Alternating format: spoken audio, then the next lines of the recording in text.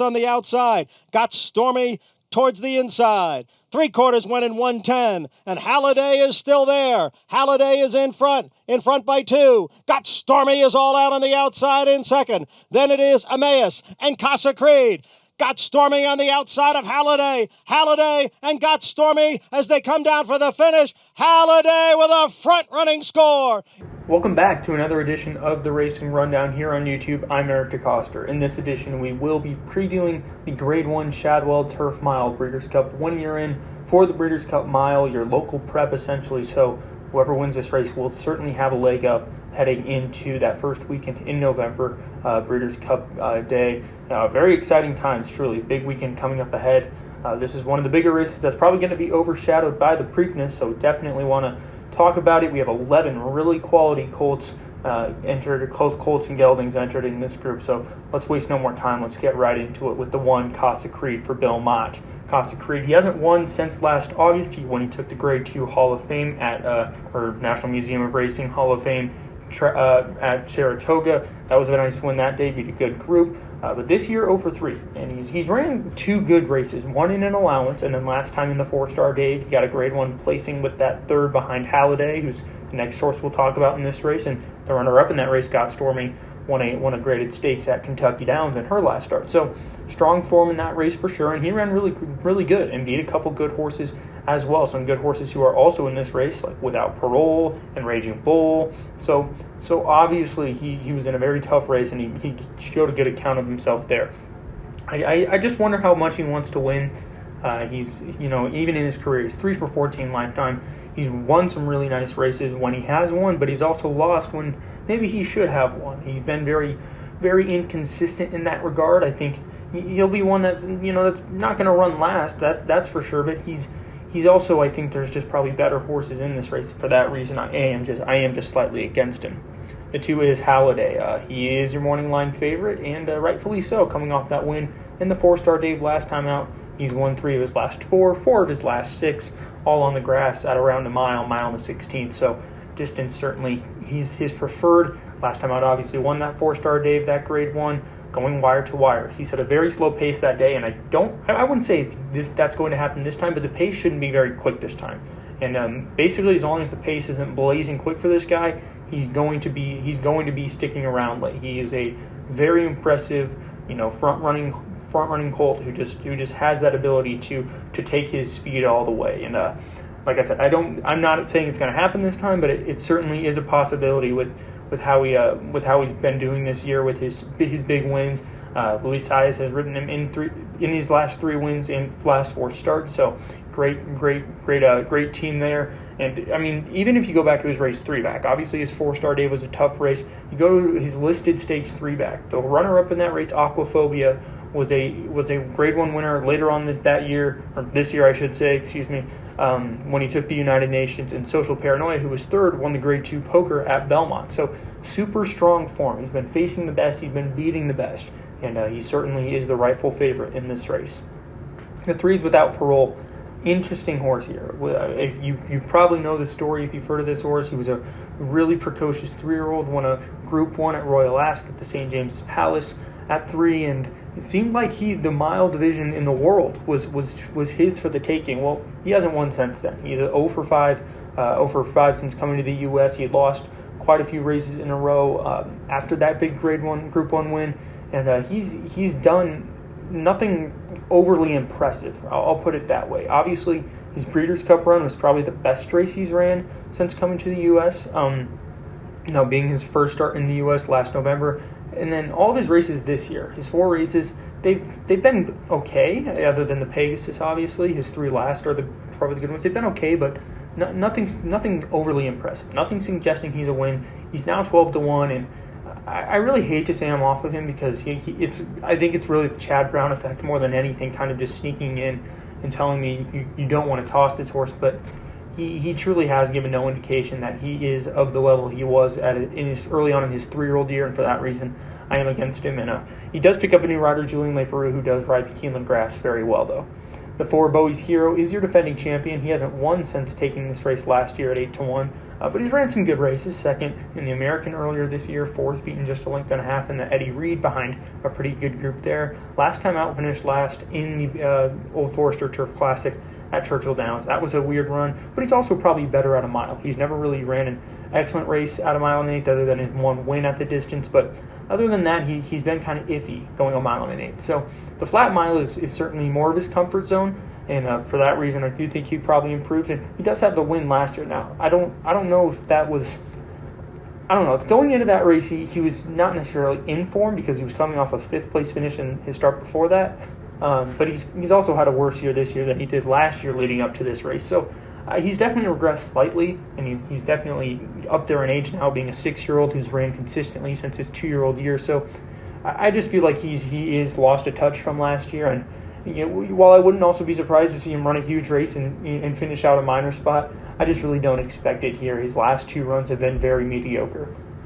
The 5, Born Great, 20-1 in the morning line, but he is 2 for 3 lifetime. Lost his first start at Churchill this June, and then he won 2 races within a week's time at Kentucky Downs, his maiden race and then an allowance race last time out. Both of those at 6.5 rollings, but he was very strong in both of those wins. It was very impressive. Now he comes into this race. Now, I don't really like that this will be his 3rd race in a month, which really unheard of in American circles nowadays. But it's pretty cool to see kind of an old school style here. But that's not the only thing. He also steps up to the mile for the first time. Very untested. The fields he's beaten were not very good. He did lose to a good horse in Oak Hill, who's a solid horse at the allowance level right now for Al Stahl in his debut. So he lost to good horses, but he hasn't beat anybody good yet. He is a huge wild card, but at the end of the day, originally I was looking at him. Maybe he's just so in form he could run big, but I feel like I'm just going to let him beat me in this race if he's actually that good. The 6 is Raging Bull. He's 6-1 in the morning line. I'd say that's probably fair, but wouldn't be surprised to see a drop. He has been favored the majority, or close to favored, in the majority of his races this year. He's ran 3 times, wins in the Shoemaker Mile, and then 3rd in the Maker's Mark Mile. Here, beaten just a neck at Keeneland in July. Last time out, 4-star Dave, he was 5th. Now, he was really, hurt by that slow pace in the 4-star Dave last time out, so that's his big excuse there.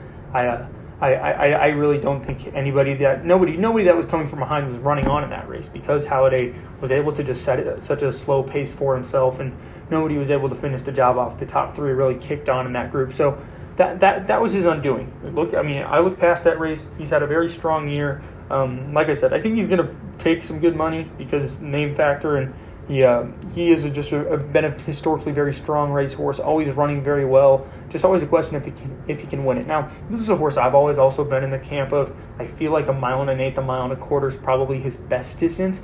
The only times we've seen him do it were he's lost actually both of his efforts at a mile and an eighth, but he also had really rough trips or was losing to horses like Bricks and Mortar when he was doing that. So I don't put too much weight in that. I feel like he probably wants a little bit more than a mile, which is why I've never been super high on him going that distance. Therefore, I'm obviously not too interested in him in this race. The 7 is Flavius. This is a horse I feel like is rounding into very strong form for Chad Brown right now. The winner of the 2 Smile last time out, that was a pretty good group of, matched the level he was at there. He lost his 3 first American starts, though. He was 2 for 3 over in Ireland, came to America, lost 3 in a row, then won that race. But he'd also been facing some tough horses.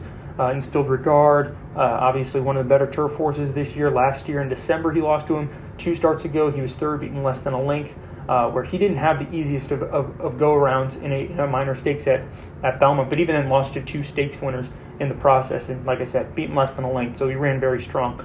Then obviously Tour Smile when going the mile. That was the first time he'd actually ran a flat mile in his career, and he definitely liked it. He definitely thrived over it. And this is certainly a horse you have to consider underneath. Like I said, he's rounding into form at the right time. He's probably, if not the next horse we'll talk about, analyze it, he is the most informed Chad Brown horse in this race, and I think he's certainly going to improve as well second off the layoff. If he was able to run that well first off the layoff, I'm never afraid of a Chad Brown horse bouncing, so he certainly is in with a good chance, at least underneath. The 8 is Analyze It. This is a extremely interesting horse. Almost a 2-year layoff coming into his last race when he won the Red Bank at Monmouth by almost 2 lengths. It was a super impressive win. the way you'd expect it from a horse who was so impressive at 2 and 3. What started his career undefeated 3 for 3, then lost in the Pennine Ridge and Belmont Derby by a neck and a head to Catholic Boy, one of the best 3-year-olds of 2018.